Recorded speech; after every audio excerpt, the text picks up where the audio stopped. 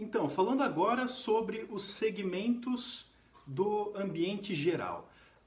O primeiro segmento que a gente analisa é o demográfico. Quando a gente está falando do segmento demográfico, a gente está falando das mudanças que tem na população. Se a população está envelhecendo de forma geral, isso quer dizer tendo uma expectativa de vida maior e tendo uma natalidade talvez um pouco menor, que é aquilo que está acontecendo agora. A gente ali está falando também de migrações, né? Como e quantas pessoas estão saindo de um país e indo para o outro, né? É uma coisa que a gente está vendo com alguma frequência nos últimos tempos.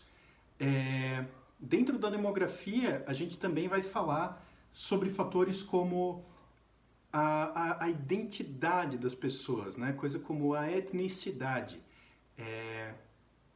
Esses são os fatores demográficos. Já o segundo ponto, né? O segundo segmento que a gente analisa é o econômico. O segmento econômico ele vai lidar com todas as questões mais macroeconômicas que a gente tem no ambiente, né? Fatores como a taxa de juros, o crescimento, né, econômico do país, o PIB, todo esse tipo de indicador pode ser analisado na nossa estratégia. Afinal, por exemplo, se você tiver uma empresa que vende carros, né, uma concessionária, uma taxa de juros um pouco melhor, um pouco mais baixa, como a gente está vendo nos últimos anos, pode ser interessante para você. Afinal, as pessoas vão ter mais crédito, né? Vão ter juros a custos mais baixos para poder gastar com os carros que você vende. O terceiro aspecto, né? O terceiro segmento do ambiente externo é aquilo que a gente chama de político/jurídico, né? Político e jurídico. Ali a gente está falando de fatores legais, né? Que tem a ver com leis que estão sendo desenvolvidas, fatores que têm a ver, às vezes, com a própria perspectiva política que o governo tem. Atualmente a gente tem um governo que ele tem essa questão talvez um pouco mais liberal, né? Ou pelo menos é assim que ele vendeu a ideia. E dessa forma, o que as empresas podem esperar, né? Podem esperar talvez menos subsídios, né? Podem esperar talvez uma economia mais ligada ao mercado, né? Vamos então para o quarto fator, que se chama sociocultural, né? A gente sabe que cultura ela muda em espaços muito grandes de tempo, porém ela muda, né? Ela muda entre séculos, assim, de décadas a séculos, de acordo com o Oliver Williamson. E quando a gente trata de cultura, né, a gente está vendo mudanças principalmente no padrão do consumidor. Coisas como, por exemplo, o ato de morar sozinho agora, né? Isso é uma coisa que se tornou muito mais comum nos últimos anos e assim, tem implicações bastante importantes quando a gente está pensando nos produtos que a gente pode vender para uma pessoa, né? Aquilo que antes a gente vendia, por exemplo, em caixas, como leite, né? O leite ele vem geralmente numa caixa de 1 litro. Porém, eu moro sozinho, eu não tenho como tomar 1 litro de leite, a não ser que eu goste muito de leite, né? Tomar 1 litro de leite logo depois de abrir a caixa, ou pelo menos ali nos 2 dias que ele dura. Dessa forma, o que acontece? A gente tem que alterar um pouco, né, aquilo que a gente faz, aquilo que a gente vende, para poder se preparar para essa mudança cultural, né? Para poder se preparar para ter produtos, por exemplo, que vão atender essas pessoas que moram sozinhas. Aí que surgem as caixas de leite de meio litro, de 250 ml, né? O tipo de produto que ele vem com uma mudança cultural. Aí a gente pode ver também um fator talvez até mais importante, que é aquilo que é aceitável ou não por parte das pessoas. Pensa no programa dos Trapalhões, né? A maioria do pessoal que está assistindo isso é um pouco mais jovem, então talvez não lembre, mas procura na internet. Os Trapalhões eles faziam piadas que hoje em dia são absolutamente impensáveis, né? Coisas que hoje em dia não teriam a menor possibilidade de estar na televisão. O que mudou? Mudou a TV? Não, mudou a cultura, né? Mudou tudo. As pessoas não aceitam mais aquele tipo de humor. E da mesma forma, as empresas precisam se adaptar com os produtos e com a forma que elas divulgam os seus produtos, né? Já indo para o quinto, para o nosso quinto segmento do ambiente externo, a gente começa a analisar o ambiente tecnológico. Isso quer dizer, quais são as inovações, as coisas novas que acontecem nesse mercado, né, no setor onde a gente está. Isso quer dizer, novas máquinas, né, que a gente pode utilizar, novos processos que a gente pode utilizar e também novos produtos que a gente pode vender. Né?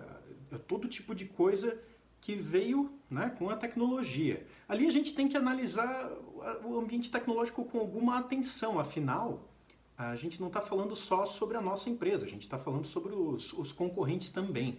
Né? Muito provavelmente os nossos concorrentes eles vão ter acesso à tecnologia que tem no mercado.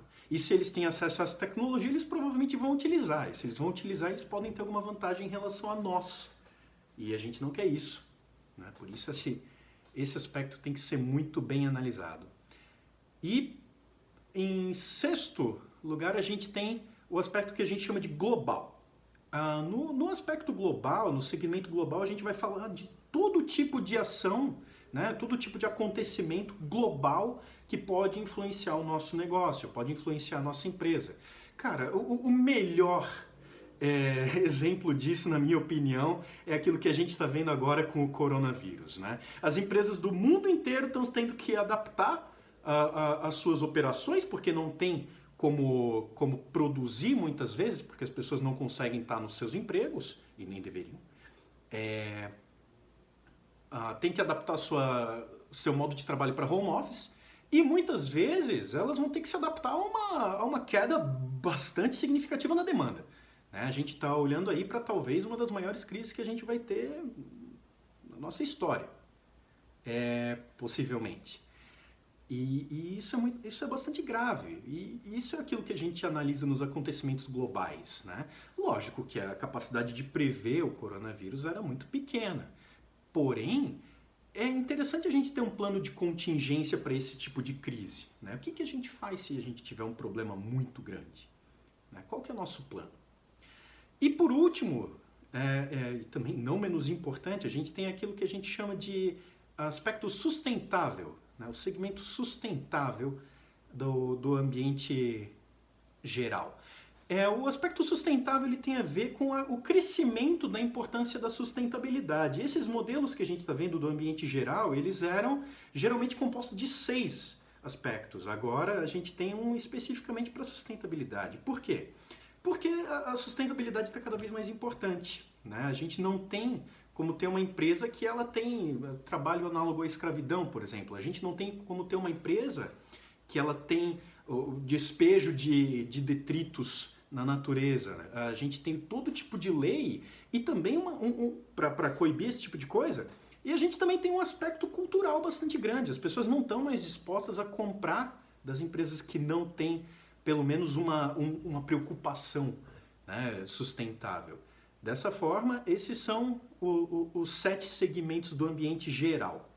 Agora, como é que a gente analisa eles? Né? A gente mantém sempre 4 passos, né, para poder analisar esses aspectos. Primeiro, o escaneamento. A gente usa geralmente plataformas como a plataforma de BI, aquilo que a empresa tiver disponível em relação a Big Data, pesquisas científicas ou até mesmo a internet para coletar algumas informações sobre o ambiente. Né? A gente usa todo tipo de fonte de informação para isso. Depois que a gente escaneou, a gente olha para essas coisas, percebe quais são os principais fatores que a gente precisa continuar observando e a gente coloca numa lista de monitoramento. Isso quer dizer, a gente fica monitorando para ver se esses fatores estão crescendo, se as tendências, né, elas estão se concretizando ou não. Isso é bastante importante, porque se a gente não monitora as coisas, a gente deixa simplesmente elas chegarem até nós. Né? Já vimos isso uma vez, mas a gente não tem exatamente um plano de como lidar com isso depois. O terceiro passo é previsão. A gente olha para cada um dos pontos que a gente anotou, né, que a gente definiu como mais importantes, e a gente coloca do lado. em quanto tempo, né? Dentro de quanto tempo será que isso aqui vai acontecer? Ou será que isso aqui será relevante para nós? Isso é algo imediato? Isso não é imediato? Né? Isso é algo para daqui a 10 anos? A gente está vendo uma mudança cultural que talvez o nosso produto não vai ser mais relevante daqui a 10 anos. Por que é importante isso? Porque, poxa, se a gente sabe que daqui a 10 anos o nosso produto talvez não vai ser tão relevante, a gente precisa mudar de produto, precisa desenvolver alguma coisa nova. E por último, a avaliação. A gente olha para cada um dos pontos que a gente colocou como mais relevantes, né, que a gente escaneou e descobriu eles, que a gente está monitorando, que a gente fez as previsões, a gente olha para cada um desses pontos e a gente faz uma análise de risco. Tá? O que é análise de risco? A gente avalia duas principais variáveis. A primeira delas é a chance disso acontecer. Né? De acontecer e ser relevante para nós, alguma coisa muito boa ou muito ruim. Né? A chance disso acontecer a gente separa em três, né? Alta chance, chance média e chance baixa.